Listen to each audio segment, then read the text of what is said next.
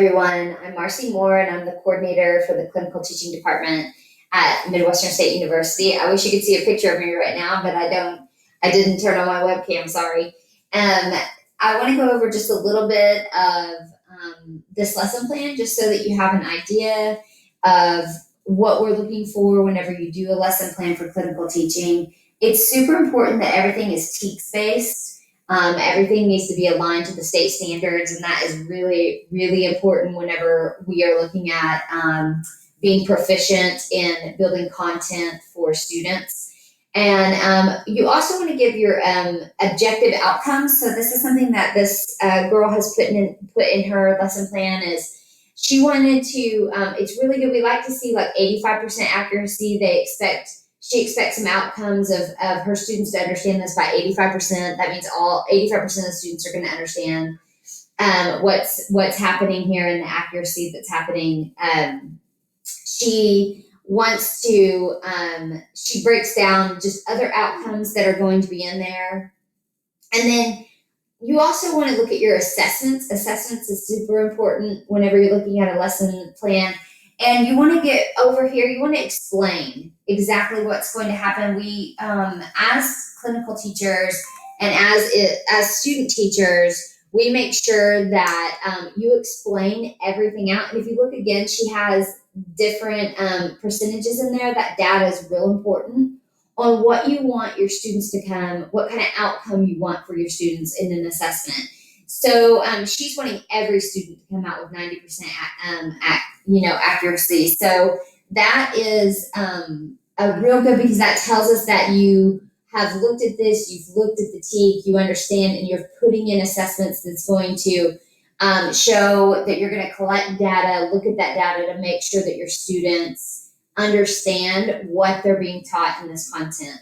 So you want to just look at that. So it's really good to write those out. And that's inside that form. There's a template that I sent your teacher. And so that's really important to break down, look at. So whenever you look at these examples, know what's going into that. Really good to know your materials. What are you going to need? It's so important in planning. Sometimes teachers plan like weeks in advance. Sometimes they plan, just a week, just a couple days, whatever you have. But you have to know your resources and materials. So it's really important to look at that. Technology, it's really important to know what technology you're going to want to implement. Technology is so important right now for a learner to, it's so important to incorporate in your lesson. We have digital learners. That's who you're teaching. You have to think about how you like to learn, which is probably through YouTube, social media, different forms like that. Well, however you learn, that's what you're going to want to incorporate as a teacher inside your lesson, because you're planning this lesson for a digital learner. So technology is super important. We also have our students do instructional delivery. This helps you. So we have you do a before, during, and after. So this talks about what she did a really great job in saying how she's going to break this down. How is this lesson going to be broken down, and what is going to happen during and what's going to happen after. So make sure that you are looking at that. She also has enrichment and remediation here, which is great. How are you going to look at the students that are inside of your class? So you're going to have gifted ed students, you're going to have special ed students, you're going to have ESL students, limited English students. So you have to know, how are you going to remediate for them? How are you going to differentiate? You want to know, and that's something that she has written out in here. So you want to look at that and know, how are you going to accommodate? If it's a gifted learner, how are you going to take this lesson and you're going to break it down and accommodate for that? These are, you always just want to be very, very thorough whenever you're writing this out.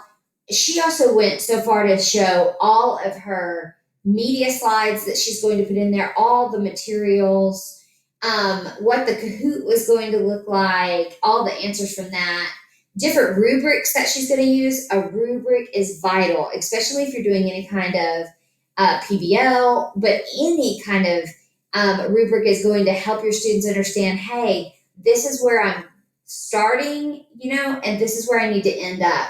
So you need to know, your students need to know, how does this look across here? What is it going to be?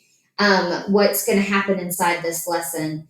And then we have also added in a reflection piece. So the important thing is that after you've taught this lesson, we have our students come in and we have them write out a reflection to show exactly what happened during the lesson, and then future planning of what can happen, and then collaboration of what happened with their mentor teacher. So I would say future planning is so important because it's how you would change. What would you change about this if you were teaching this again? How might you do that? And you may not have that opportunity to do that, but at least you would have this template to be able to go through. And if you do end up teaching your lesson in your class, I would definitely recommend reflecting on it afterwards. And so that would be an excellent thing for all of you to do. I have good luck on this, and I hope you have a great time, and I hope some of this helped. Thanks.